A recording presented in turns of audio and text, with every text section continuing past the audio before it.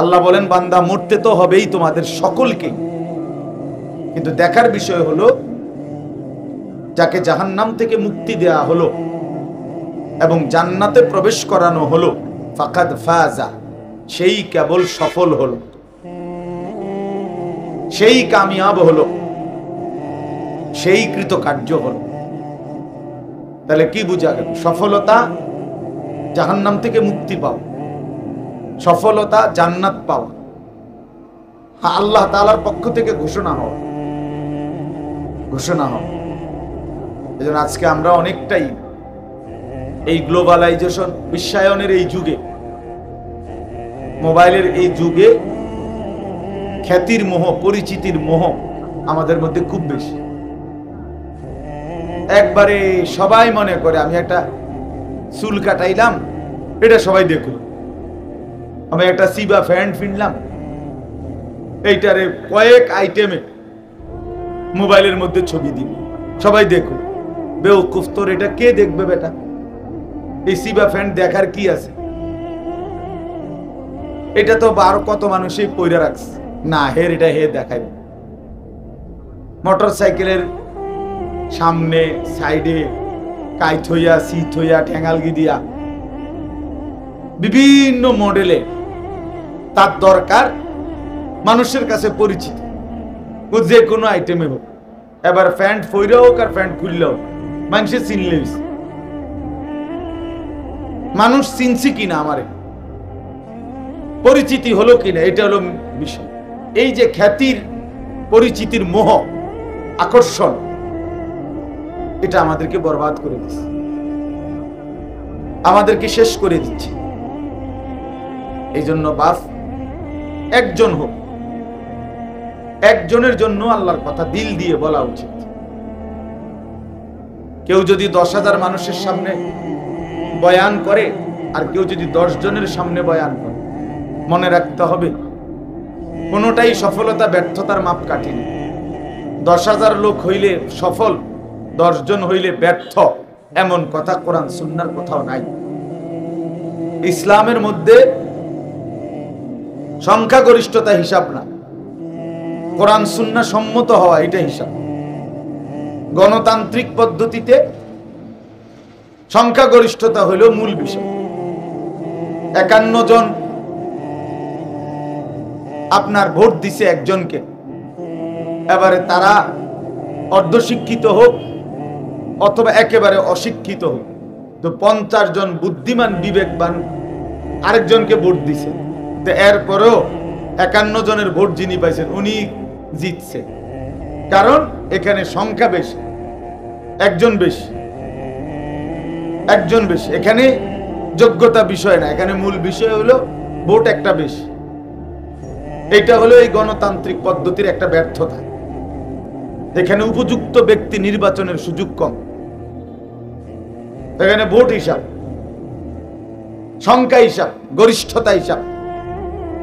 কিন্তু ইসলামের মধ্যে, কোরআন সুন্নাহর মধ্যে এইটা হিসাব না। এখানে সফলতা কিংবা ব্যর্থতার জন্য কোরআন সুন্নাহ, ঈমান, ইলম, আমল, তাকওয়া, এটা জরুরি,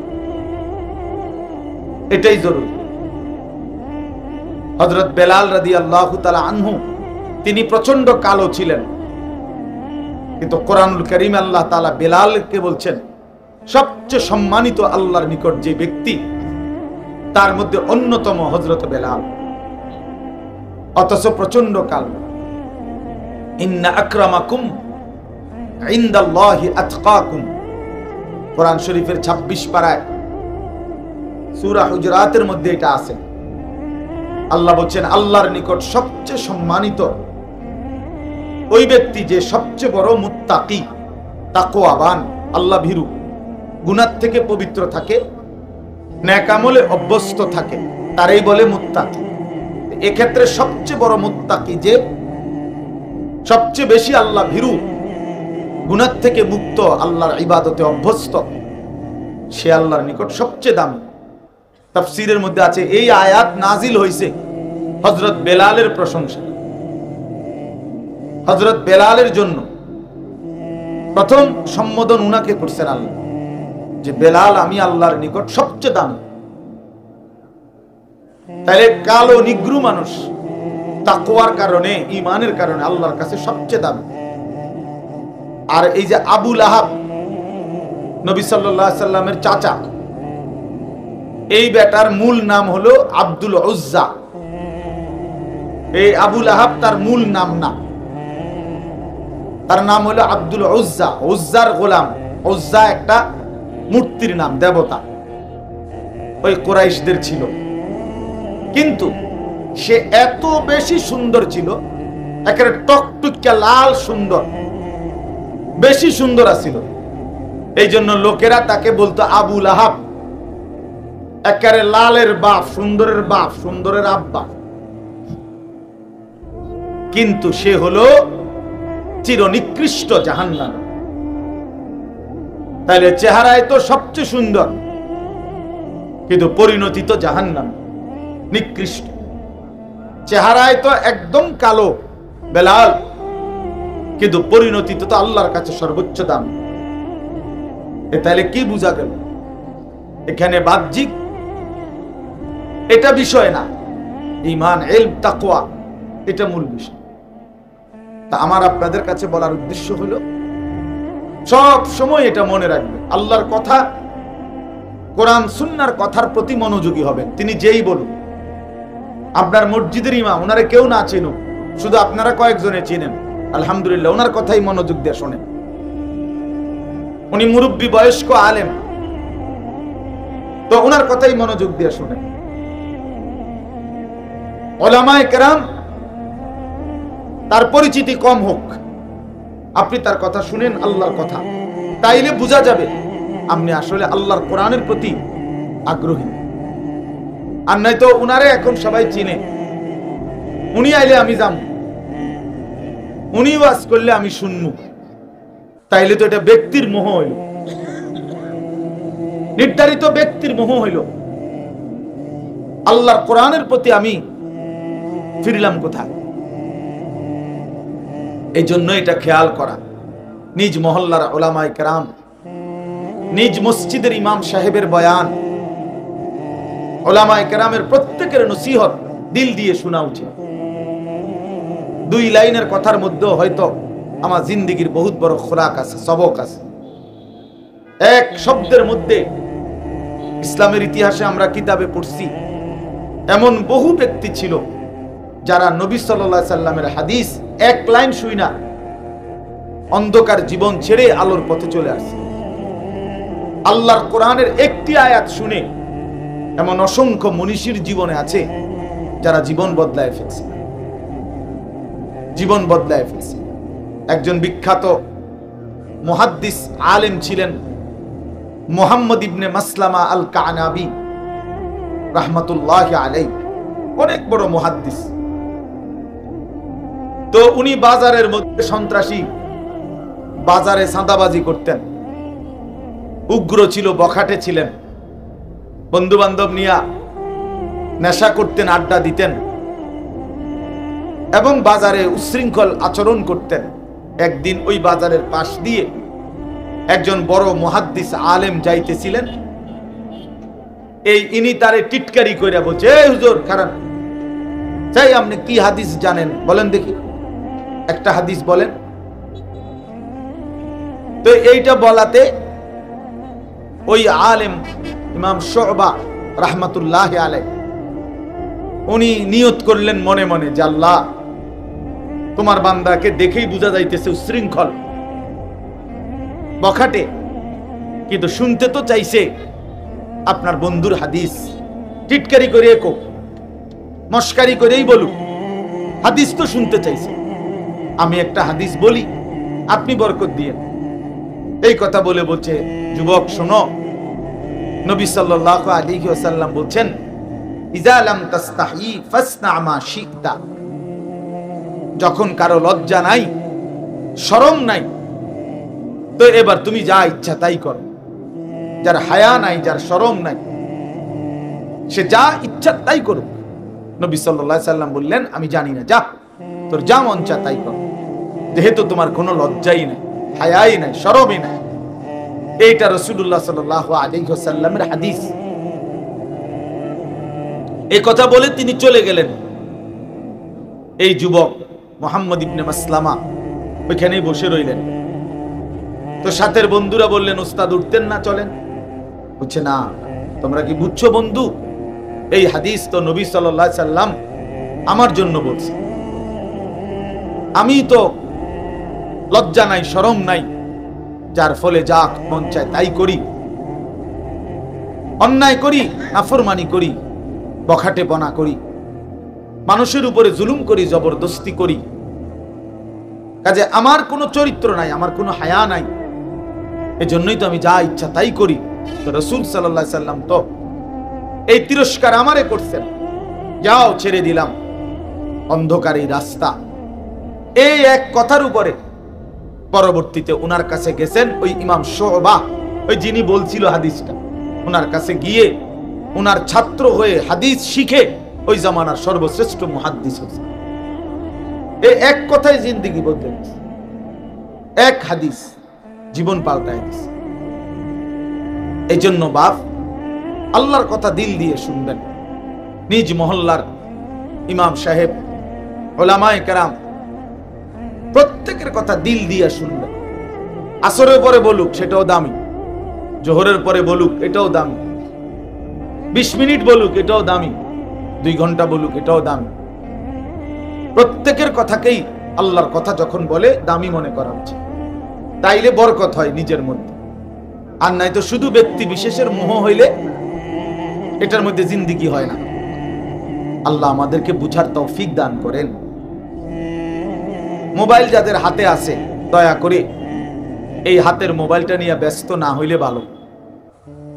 এইটা নিয়ে আপনি রেকর্ড করলো হাতে ধইরা, কাম হইতো না, আপনার জীবনে সদর বদরেই যাবে। এই মোবাইলের ব্যস্ততা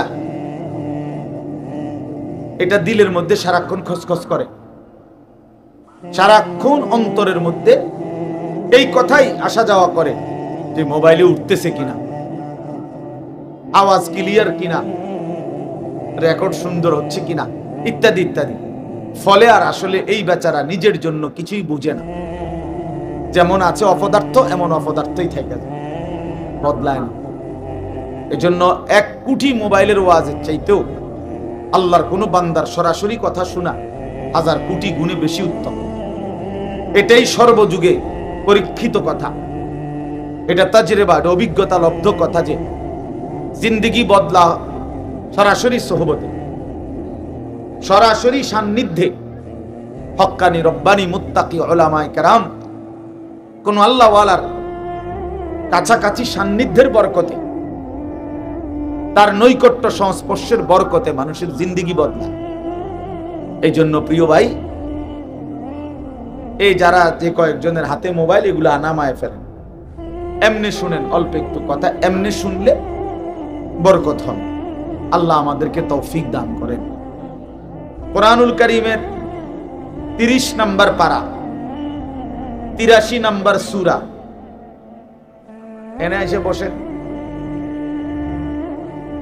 লাল রুমালওয়ালা এখানে এসে বসেন। আচ্ছা, আপনার সুবিধা মনে হইলে আপনি তো বহুত বড় বুজুর্গ নিচে বইয়া গেছে, আল্লাহ কবুল করেন। 83 নম্বর সূরা কোরআনুল কারীমের 30 নম্বর পারা। সূরাটার নাম হলো তাতফিফ, মুতাফফিফিন, তাতফিফ এই সূরার নাম। 83 নম্বর সূরা, 30 নম্বর পারা। আমি এই সূরার 5টা আয়াত আপনাদের সামনে তেলাওয়াত করেছি। 22, 23, 24, 25, 26, 5টা আয়াত। মোট সূরার মধ্যে 36টা আয়াত, ছোট সূরা। এই সূরার মাঝখান থেকে এই 5টি আয়াত তেলাওয়াত করেছি। ইনশাআল্লাহ আর অল্প একটু সময়ে আমরা এই 5টি আয়াত এবং প্রাসঙ্গিক সামান্য কিছু কথা আরজ করতে চাই। আল্লাহ তাআলা আমাদেরকে তৌফিক দান করেন। প্রথম কথা হলো, সূরাটার নাম হলো তাতফিফ। এই শব্দটা বুঝছেন কিনা আগে কর। তাতফিফ বলেন তো, ত 2 বার আর কি, ত ত আকার তা ত তাত ফিফ বড় ফ ফল লিখতে যেই ফ ফ দীর্ঘিকার ফি ফ তাত ফিফ। একটা কারণ আছে কেন এতটা ভাঙ্গা বলল, এটা একটা গুরুত্বপূর্ণ শব্দ এটা কোরআনে। এই তাতফিফ অর্থ হইল ওজনে কম দেওয়া, আর একটু ব্যাপক অর্থ হইল কোন প্রাপককে তার প্রাপ্য কম দেওয়া। গ্রাহক প্রাপক যিনি আমার কাছে কিছু পাবে, তাকে আমি যখন দিচ্ছি তখন কমায় দেওয়া, ঠকায় দেওয়া, এটাকে বলা হয় তাতফিফ। এই লোককে বলা হয় মুতাফফিফ, যে ঠকায়, কম দেয়। কোরআনুল কারীমের এই সূরার মধ্যে আল্লাহ তাআলা এই কথা স্পষ্ট প্রথম আয়াতে বলছেন, ওয়াইলুল লিল মুতাফফিফিন। এই প্রাপককে তার প্রাপ্য যে কম দেয়, ঠকায়, ওজনে কম দেয়, পরিমাপে কম দেয়, আল্লাহ বলেন তার জন্য জাহান্নাম, তার জন্য জাহান্নাম। আল্লাযীনা ইযা ইক্তালু আলান নাসি ইস্তাওফুন। এ আল্লাহ ব্যাখ্যা করে দিতেছে এই তাতফিফ বলতে কি, আল্লাহ নিজেই বুঝাই দিচ্ছে যে এরা হচ্ছে সেই মানুষ যারা নিজেরা যখন নেয় পূর্ণ নেয়, ওয়া ইযা কালুহুম আও ওয়াজানুহুম ইউখসিরুন। কিন্তু অন্যকে যখন মাইপা দেয়, অন্যকে যখন দেয় তখন কমায় দেয়। নিজে নিলে পূর্ণ নেয়, নিজে নিলে 60টাতেই সবসময় হালি, অন্যরে দিলে মাঝে মাঝে 3টাতেও একালি। ধরা পড়লে বলে ভাই বেখেয়াল হয়ে গেছে, ভুল হয়ে গেছে। আমাদের গ্রাম অঞ্চলে বলে যে যদি বলেন বেখেয়ালে 5টা হয় না, না এত পাগল না, এত বেখেয়াল না, বুঝেন নাই? পাগল হইলেও এত পাগল না যে 5টায় একালি গণব, না না 3টায় গণন যায়, কিন্তু কি হয় না 5টায় গণে না। তার মানে আসলে মূলত বেখেয়াল না, বরং ইচ্ছাকৃত ভাবেই কি করছিল, একটা কম দিছে। এই মুতাফফিফ, ওজনে কম দিল। ইসলামের ইতিহাসে আপনারা এই কথাগুলো মনোযোগ দিয়ে শুনলে আমারও ভালো হবে, আপনাদেরও ভালো হবে। ইসলামের ইতিহাসে আল্লাহ তাআলা কতগুলো জাতিকে পৃথিবীর ইতিহাসে চূড়ান্ত আযাব দিয়ে একেবারে পুরা কওম, পুরা জাতি ধ্বংস করে দিয়েছে। অবাধ্য জাতি পৃথিবীর ইতিহাসে এরকম উল্লেখযোগ্য কিছু জাতি আছে, কোরআন শরীফে আছে। বিশেষ করে যেমন নূহ আলাইহিস সালামের কওম, যাদেরকে আল্লাহ তাআলা পানিতে ডুবাইয়া একবারে পুরা কওম শেষ করে দিয়েছে। হযরত হুদ আলাইহিস সালামের কওম, কওমে আদ, এদেরকে আল্লাহ তাআলা ঝড়ো বাতাস দিয়ে পুরা জাতিকে ধ্বংস করে দিয়েছে। হযরত লূত আলাইহিস সালামের কওম, সম্প্রদায়, এদেরকে আল্লাহ তাআলা জমিন উল্টায়া জিন্দা মাটির নিচে, সাতবক জমিনের নিচে ফেলে আশ্রয়া শেষ করে দিয়েছে পুরা জাতি। হযরত সালেহ আলাইহিস সালাম, কওমে সামুদ, আল্লাহ তাআলা এদেরকে, এই নবীর জাতিকে ফেরেশতার বিকট চিৎকার দিয়ে, মানে একজন ফেরেশতা ফজরের ওয়াক্তে আসছে ওই কওমের উপরে, এসে একটা চিৎকার মারছে, একটা চিল্লানি দিছে ফেরেশতা, একটা বিকট আওয়াজ, এক আওয়াজে পুরা কওম একেবারে কোলের বাচ্চা, পেটের বাচ্চা, জোয়ান বুড়া উপর হইয়া পইরা এই ঘুমন্ত অবস্থায় জীবনের তরে শেষ হয়ে গেছে। কোরআন শরীফে আছে। আরেকটা জাতি উল্লেখযোগ্য, শুআয়ব আলাইহিস সালামের কওম। শুআয়ব আলাইহিস সালাম হযরত মূসা আলাইহিস সালামের শ্বশুর। এই শুআয়ব আলাইহিস সালামের জাতীয় অবাধ্য ছিল। আল্লাহ তাআলা এদেরকেও ফেরেশতার বিকট চিৎকার দিয়ে ধ্বংস করে দিয়েছে পুরা কওম। এখন আমি কি বলতে চাই? আমি বলতে চাই এই প্রত্যেকটি অবাধ্য জাতির চূড়ান্ত এই ধ্বংস যে আল্লাহ করে দিল, এই প্রত্যেকটি অবাধ্য জাতির একটা বড় অপরাধ ছিল বিশেষ। অন্যান্য অপরাধ তো ছিলই, কিন্তু বড়সড় একটা বিশেষ বিশেষ পাপ ছিল। এর মধ্যে একটি জাতি যাদের নাম বললাম শুআইব আলাইহিস সালামের কওম, কওমে শুআইব। নবী শুআইব আলাইহিস সালামের কওম আল্লাহ তাআলা ফেরেশতার এই বিকট ধ্বনি দিয়ে ধ্বংস করে দিয়েছেন। এদের সবচেয়ে বড় অপরাধ ছিল, পাপ ছিল, এরা ওজনে কম দিত। এইটা এই নবী শুআইব আলাইহিস সালাম জাতিকে হাজার হাজার বার, লক্ষ বার এই কথা ঘুরে ঘুরে বলছে, ওয়াউফুল কাইলা, তোমরা ওজন পূর্ণ করো, কমাইও না। ওয়ালা তানকুসুল মিকিয়াল, হে আমার জাতি, ওজনে কম দিও না, ওজনে কম দিও না। ইন্নী আখাফু আলাইকুম আযাবা ইয়াউমিন আযীম, আমি তোমাদের উপরে এক ভয়ঙ্কর ভয়ঙ্কর আযাবের ভয় পাচ্ছি, তোমাদেরকে আল্লাহ ধ্বংস করে দিবেন। শেষ পর্যন্ত আল্লাহ ধ্বংস করে দিয়েছেন। ওজন এটা কোনো বিবেচ্য বিষয় নয়। আল্লাহর কথা বলতে পারা এটাও সৌভাগ্য, শুনতে পারা এটাও সৌভাগ্য। এখানে এটাই মূল বিষয়। মালিকের কথা আমি বলতে পারছি কিনা, হোক সেটা একজনের জন্য। ফাওয়াল্লাহি লা আন ইয়াহদিয়াল্লাহু বিকা রাজুলান ওয়াহিদান খায়রুন লাকা মিন হুমুরিন নাআম। আল্লাহর নবী সাল্লাল্লাহু আলাইহি ওয়াসাল্লাম বলেন, একটা রেহাল আনে বাচ্চাদের, এ বাবা তোমরা একটা রেহাল নিয়ে আসো, প্লাস্টিকের যে রেহাল কোরআন শরীফ রাখে, যে মাদ্রাসা ছাত্রনী তোমরা যাও, ওই কাঠের গুলা না, প্লাস্টিকের গুলা। তো নবী সাল্লাল্লাহু আলাইহি ওয়াসাল্লাম বলেন যে আল্লাহর কসম, তোমার দ্বারা একজন ব্যক্তি আল্লাহর পথ পাওয়া গোটা আরবের সমস্ত দামি উট তোমাকে হাদিয়া দেওয়ার চাইতেও উত্তম। রাজুলান ওয়াহিদান, একজন মাত্র। তাহলে এর দ্বারা বোঝা গেল একজন মানুষের পরিবর্তনের আশাতেও বলা উচিত, চেষ্টা করা উচিত যে হোক আমার জিন্দিগির মেহনত দ্বারা আল্লাহর একজন বান্দাই আল্লাহর পথে ফিরছে। আমার আখিরাতে নাজাত দরকার, আমার পরকালের মুক্তি দরকার। সারা পৃথিবী চিনলেও কিছু যায় আসে না, না চিনলেও কিছু যায় আসে না।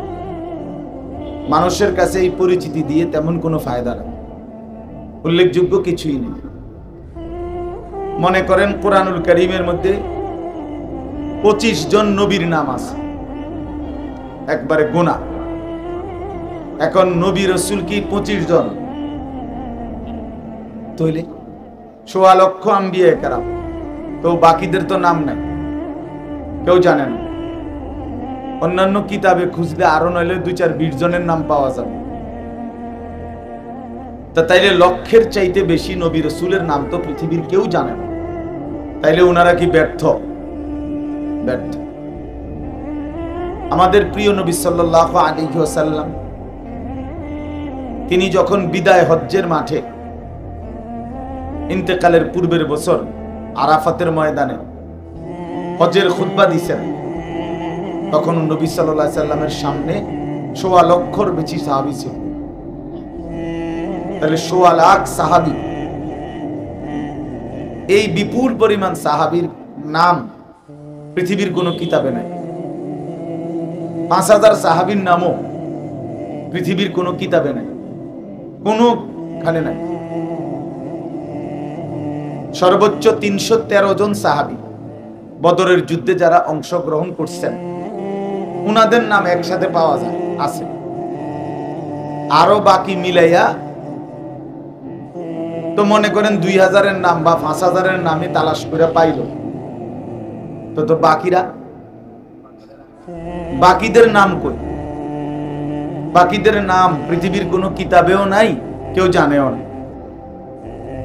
তাইলে এখন এই বাকি সাহাবী যাদের নাম এখন পৃথিবীতে নাই, কেউ জানে না, তো ওনারা কি ব্যর্থ? ব্যর্থ।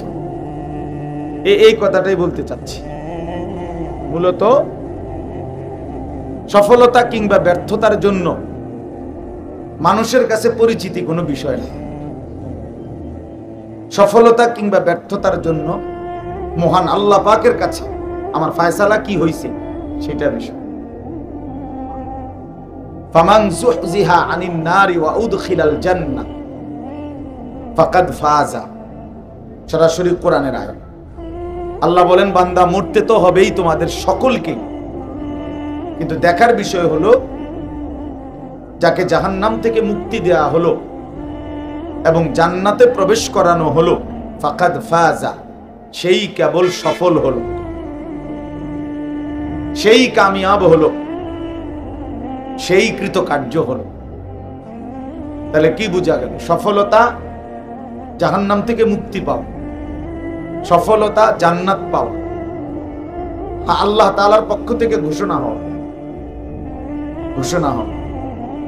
এজন্য আজকে আমরা অনেকটাই এই গ্লোবালাইজেশন, বিশ্বায়নের এই যুগে, মোবাইলের এই যুগে খ্যাতির মোহ, পরিচিতির মোহ আমাদের মধ্যে খুব বেশি।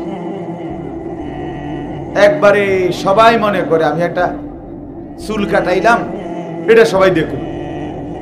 আমি একটা সিবা প্যান্ট কিনলাম, এইটারে কয়েক আইটেমে মোবাইলের মধ্যে ছবি দিন, সবাই দেখুন। বেওকুফ, তোর এটা কে দেখবে বেটা? এই সিবা প্যান্ট দেখার কি আছে? এটা তো আরো কত মানুষই পয়রা রাখছে, না হের এটা হে দেখাইবে। মোটর সাইকেলের সামনে সাইডে কাইট হইয়া, সিট হইয়া, ঠেঙ্গালগি দিয়া বিভিন্ন মডেলে তার দরকার মানুষের কাছে পরিচিতি, যে কোনো আইটেমে হোক। এবার প্যান্ট পইরা হোক আর প্যান্ট খুললে হোক, মানুষে চিনলে মানুষ চিনছি কিনা, আমারে পরিচিতি হলো কিনা, এটা হলো বিষয়। এই যে খ্যাতির, পরিচিতির মোহ, আকর্ষণ, এটা আমাদেরকে বরবাদ করে দিচ্ছে, আমাদেরকে শেষ করে দিচ্ছে।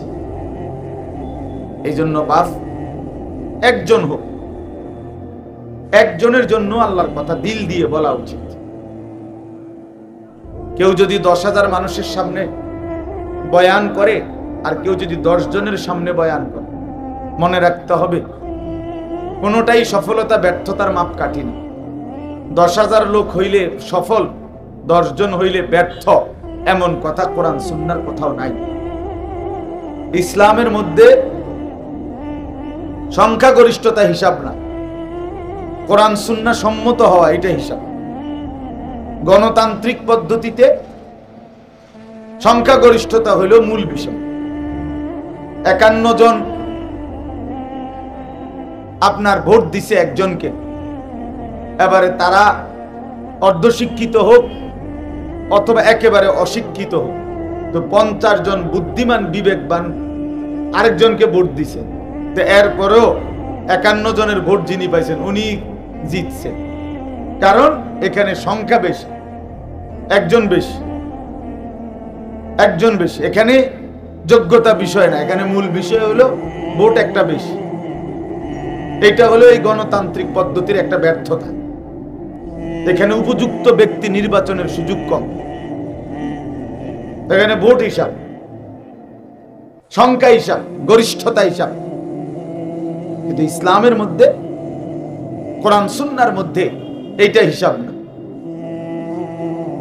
এখানে সফলতা কিংবা ব্যর্থতার জন্য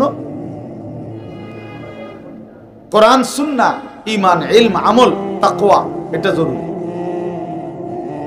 এটাই জরুরি।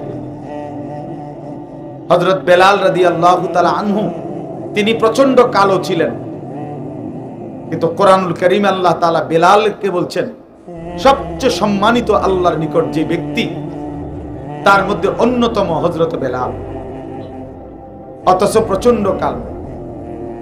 ইন্না আকরামাকুম ইনদাল্লাহি আতকাকুম, কোরআন শরীফের 26 পারায় সূরা হুজুরাতের মধ্যে এটা আছে। আল্লাহ বলছেন আল্লাহর নিকট সবচেয়ে সম্মানিত ওই ব্যক্তি যে সবচেয়ে বড় মুত্তাকি, তাকওয়াবান, আল্লাহ ভীরু, গুনাহ থেকে পবিত্র থাকে, নেক আমলে অভ্যস্ত থাকে, তারাই বলে মুত্তাকি। এক্ষেত্রে সবচেয়ে বড় মুত্তাকি যে সবচেয়ে বেশি আল্লাহ ভীরু, গুনাহ থেকে মুক্ত, আল্লাহর ইবাদতে অভ্যস্ত, সে আল্লাহর নিকট সবচেয়ে দামি। তাফসীরের মধ্যে আছে এই আয়াত নাজিল হয়েছে হযরত বেলালের প্রশংসা। হযরত বেলালের জন্য প্রথম সম্বোধন উনাকে করছেন আল্লাহ, যে বেলাল আমি আল্লাহর নিকট সবচেয়ে দামি। তাহলে কালো নিগ্রু মানুষ তাকওয়ার কারণে, ঈমানের কারণে আল্লাহর কাছে সবচেয়ে দামি। আর এই যে আবু লাহাব, নবী সাল্লাল্লাহু আলাইহি সাল্লামের চাচা, এই বেটার মূল নাম হলো আব্দুল উজ্জা। এই আবু লাহাব তার মূল নাম না, তার নাম হলো আব্দুল উজ্জা, উজ্জার গোলাম। উজ্জা একটা মূর্তির নাম, দেবতা, ওই কুরাইশদের ছিল। কিন্তু সে এত বেশি সুন্দর ছিল, একেবারে টকটুকা লাল সুন্দর, বেশি সুন্দর ছিল। এই জন্য লোকেরা তাকে বলতো আবু লাহাব, একেবারে লালের বাপ, সুন্দরের বাপ, সুন্দরের আব্বা। কিন্তু সে হলো চিরনিকৃষ্ট জাহান্নাম। তাহলে চেহারায় তো সবচেয়ে সুন্দর, কিন্তু পরিণতি তো জাহান্নাম, নিকৃষ্ট। চেহারায় তো একদম কালো বেলাল, কিন্তু পরিণতি তো আল্লাহর কাছে সর্বোচ্চ দাম। তাহলে কি বোঝা গেল? এখানে বাহ্যিক এটা বিষয় না, ঈমান, ইলম, তাকওয়া এটা মূল বিষয়। তা আমার আপনাদের কাছে বলার উদ্দেশ্য হলো সব সময় এটা মনে রাখবেন, আল্লাহর কথা, কোরআন সুন্নাহর কথার প্রতি মনোযোগী হবেন। তিনি যেই বলুন, আপনার মসজিদের ইমাম, ওনারে কেউ না চিনুন, শুধু আপনারা কয়েকজনে চিনেন, আলহামদুলিল্লাহ, ওনার কথাই মনোযোগ দিয়ে শোনেন। উনি মুরব্বী, বয়স্ক আলেম, তো ওনার কথাই মনোযোগ দিয়ে শোনেন। উলামায়ে কেরাম তার পরিচিতি কম হোক, আপনি তার কথা শুনেন, আল্লাহর কথা, তাইলে বোঝা যাবে আপনি আসলে আল্লাহর কোরআনের প্রতি আগ্রহী। আর নাই তো উনারে এখন সবাই চিনে, উনি আইলে আমি যাম, উনি ওয়াজ করলে আমি শুনবো, তাইলে তো এটা ব্যক্তির মোহ হইল,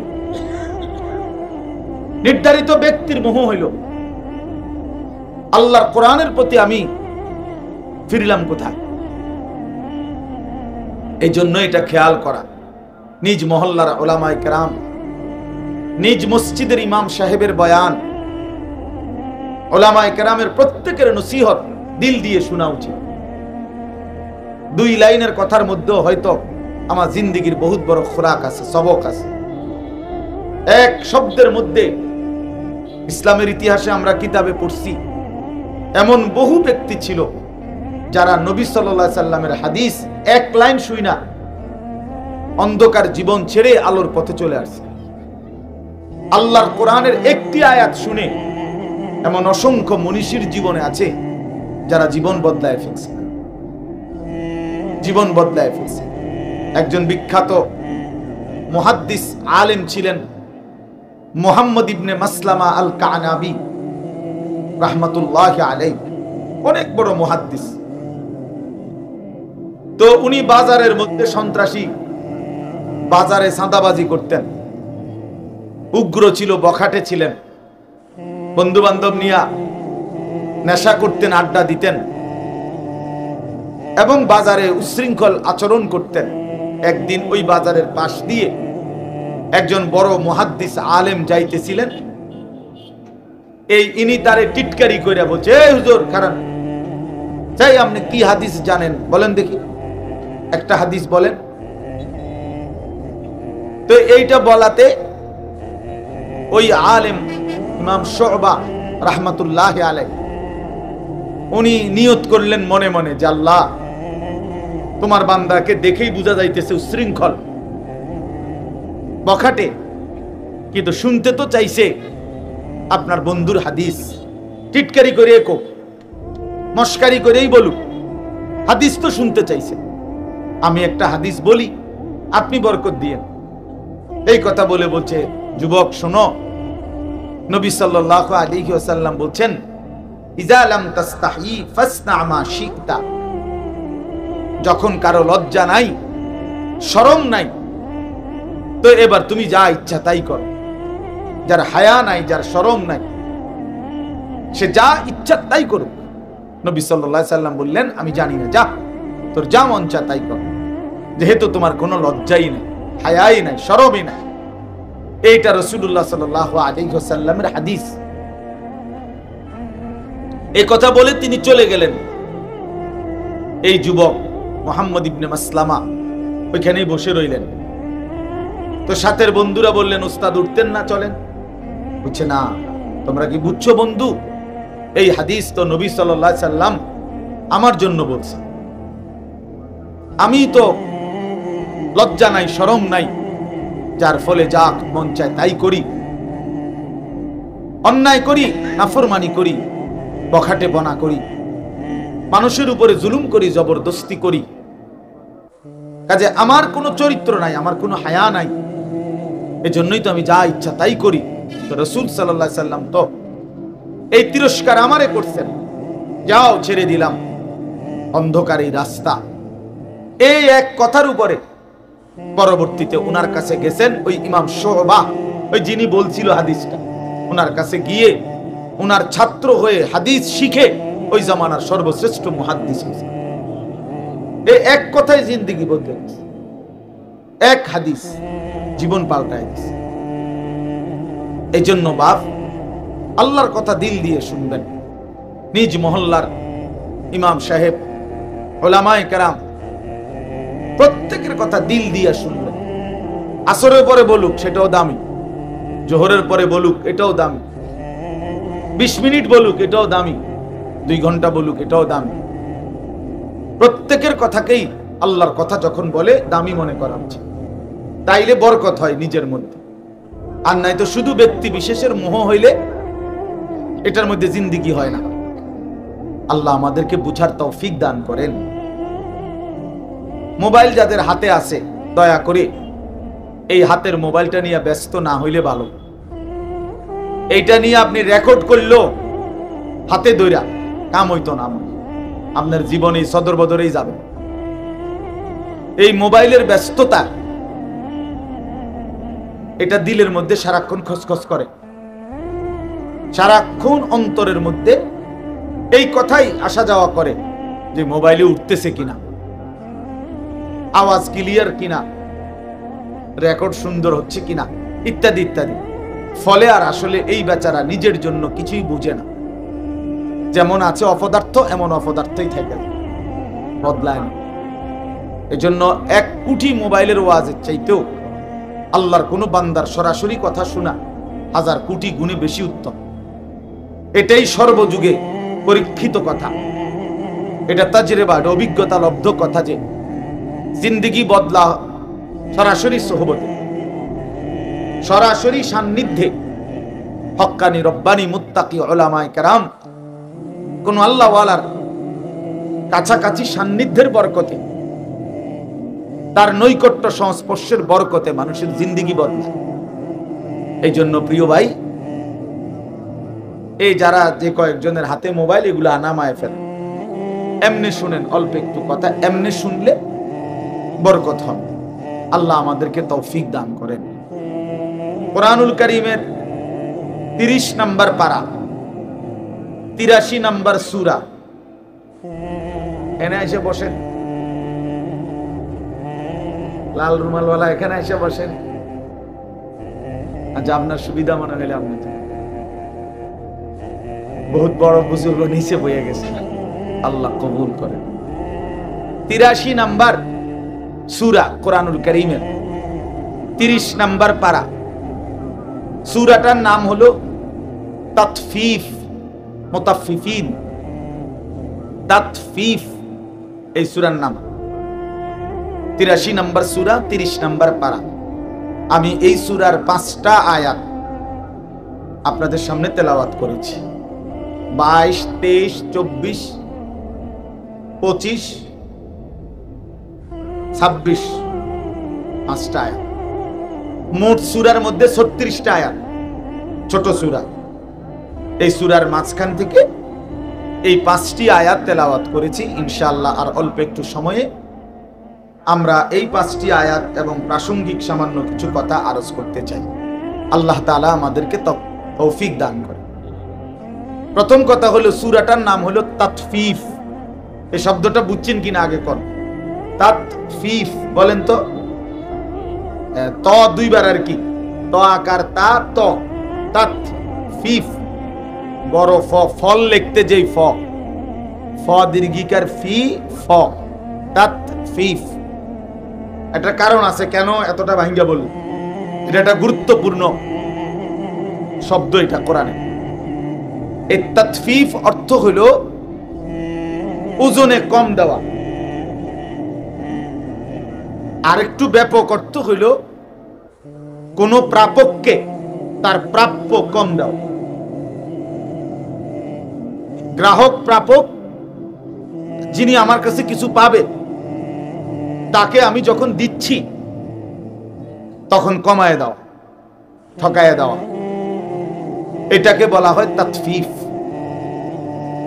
এই লোককে বলা হয় মুতাফফিফ, যে ঠকায়, কম দেয়। কোরআনুল কারীমের এই সূরার মধ্যে আল্লাহ তাআলা এই কথা স্পষ্ট প্রথম আয়াতে বলছেন, ওয়াইলুল লিল মুতাফফিফিন। এই প্রাপককে তার প্রাপ্য যে কম দেয়, ঠকায়, ওজনে কম দেয়, পরিমাপে কম দেয়, আল্লাহ বলেন তার জন্য জাহান্নাম, তার জন্য জাহান্নাম। আল্লাযীনা ইযা তালু আলান নাসি ইস্তাওফুন। আল্লাহ ব্যাখ্যা করে দিতেছে এই তাতফিফ বলতে কি, আল্লাহ নিজেই বুঝাই দিচ্ছে যে এরা হচ্ছে সেই মানুষ যারা নিজেরা যখন নেয় পূর্ণ নেয়, ওয়াইদা কালুহুম আও ওয়াজানুহুম ইউখসিরুন। কিন্তু অন্যকে যখন মাইপা দেয়, অন্যকে যখন দেয় তখন কমায় দেয়। নিজে নিলে পূর্ণ নেয়, নিজে নিলে 60টাতেই সবসময় হালি, অন্যরে দিলে মাঝে মাঝে 3টাতেও একালি।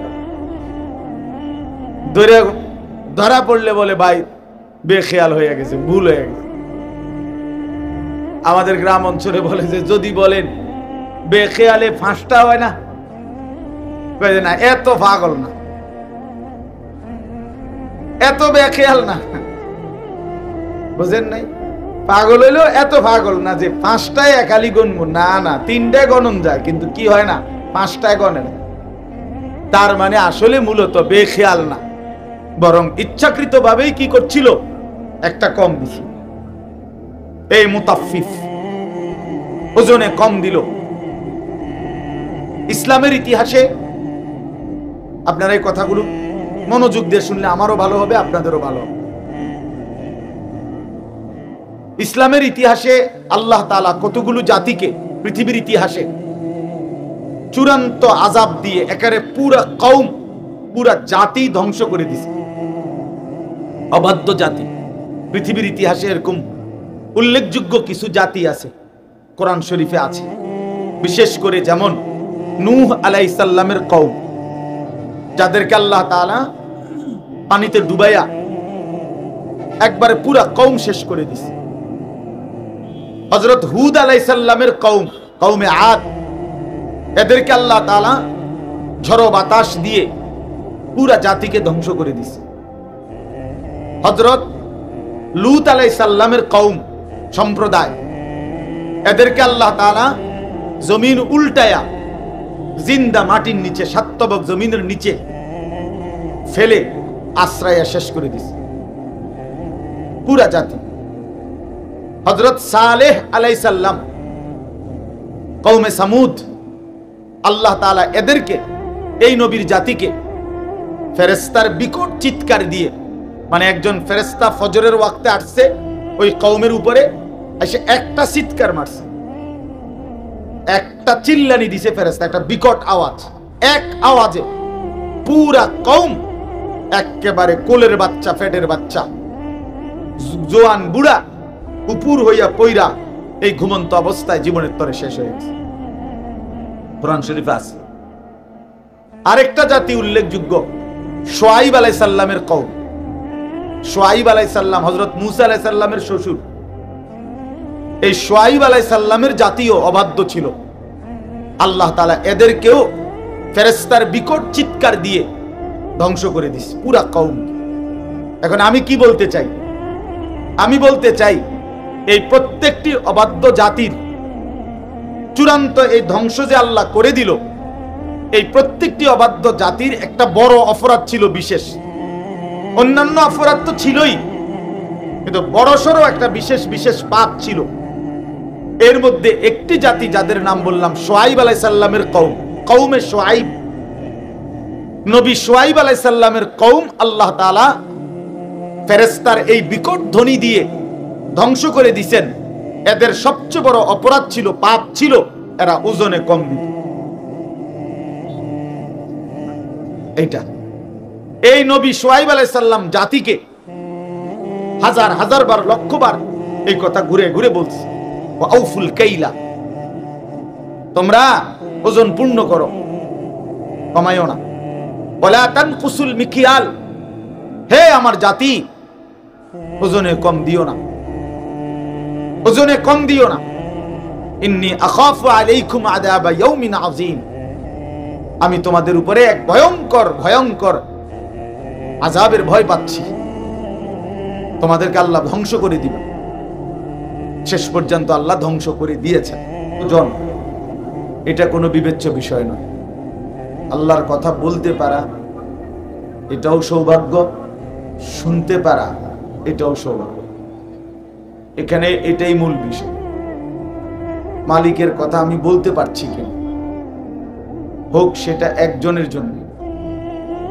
ফাওয়াল্লাহি লা আন ইয়াহদিয়াল্লাহু বিকা রাজুলান ওয়াহিদান খায়রুন লাকা মিন হুমুরিন নাআম। আল্লাহর নবী সাল্লাল্লাহু আলাইহি ওয়াসাল্লাম বলেন, একটা রেহাল আনে বাচ্চাদের, এ বাবা তোমরা একটা রেহাল নিয়ে আসো, প্লাস্টিকের যে রেহাল কোরআন শরীফ রাখে যে, মাদ্রাসা ছাত্র নি তোমরা, যাও। ওই কাঠের গুলা না, প্লাস্টিকের গুলো। তো নবী সাল্লাল্লাহু আলাইহি ওয়াসাল্লাম বলেন যে আল্লাহর কসম, তোমার দ্বারা একজন ব্যক্তি আল্লাহর পথ পাওয়া গোটা আরবের সমস্ত দামি ওট তোমাকে হাদিয়া দেওয়ার চাইতেও উত্তম। রাজুলান ওয়াহিদান, একজন মাত্র। তাহলে এর দ্বারা বোঝা গেল একজন মানুষের পরিবর্তনের আশাতেও বলা উচিত, চেষ্টা করা উচিত যে হোক আমার জিন্দেগির মেহনত দ্বারা আল্লাহর একজন বান্দাই আল্লাহর পথে ফিরছে। আমার আখিরাতে নাজাত দরকার, আমার পরকালের মুক্তি দরকার। সারা পৃথিবী চিনলেও কিছু যায় আসে না, না চিনলেও কিছু যায় আসে। মানুষের কাছে এই পরিচিতি দিয়ে তেমন কোনো ফায়দা না, উল্লেখযোগ্য কিছুই নেই। মনে করেন কোরআনুল কারীমের মধ্যে 25 জন নবীর নাম আছে, একবারে গোনা। এখন নবী রাসূল কি 25 জন? তইলে 1.25 লক্ষ আম্বিয়া কেরাম, তো বাকিদের তো নাম নাই, কেউ জানে না। অন্যান্য কিতাবে খুঁজলে আরো নইলে 2-4-20 জনের নাম পাওয়া যাবে। তা তাইলে লক্ষের চাইতে বেশি নবী রাসূলের নাম তো পৃথিবীর কেউ জানে না। তাইলে ওনারা কি ব্যর্থ? ব্যর্থ। আমাদের প্রিয় নবী সাল্লাল্লাহু আলাইহি ওয়াসাল্লাম তিনি যখন বিদায় হজ্জের মাঠে ইন্তেকালের পূর্বের বছর আরাফাতের ময়দানে হজ্জের খুতবা দিয়েছেন, তখন নবী সাল্লাল্লাহু আলাইহি সাল্লামের সামনে 1.25 লক্ষর বেশি সাহাবী ছিল। তাহলে 1.25 লাখ সাহাবী,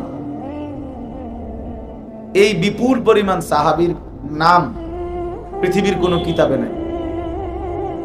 5000 সাহাবীর নামও পৃথিবীর কোনো কিতাবে নাই, কোনোখানে নাই। সর্বোচ্চ 313 জন সাহাবী বদরের যুদ্ধে যারা অংশগ্রহণ করছেন উনাদের নাম একসাথে পাওয়া যায়, আছে। আরো বাকি মিলাইয়া তো মনে করেন 2000-এর নাম বা 5000-এর নামে তালাশ করে পাইল, তো বাকিরা বাকিদের নাম কই? বাকিদের নাম পৃথিবীর কোনো কিতাবেও নাই, কেউ জানেও না। তাইলে এখন এই বাকি সাহাবী যাদের নাম এখন পৃথিবীতে নাই, কেউ জানে না, তো ওনারা কি ব্যর্থ? ব্যর্থ। এই কথাটাই বলতে চাচ্ছি। মূলত সফলতা কিংবা ব্যর্থতার জন্য মানুষের কাছে পরিচিতি কোনো বিষয় না। সফলতা কিংবা ব্যর্থতার জন্য মহান আল্লাহ পাকের কাছে আমার ফায়সালা কি হয়েছে সেটা বিষয়। ফামান যুহজিহা আনিন নারি ওয়া উদখিলাল জান্নাহ ফাকাদ ফাজা, সরাসরি কোরআনের আয়াত।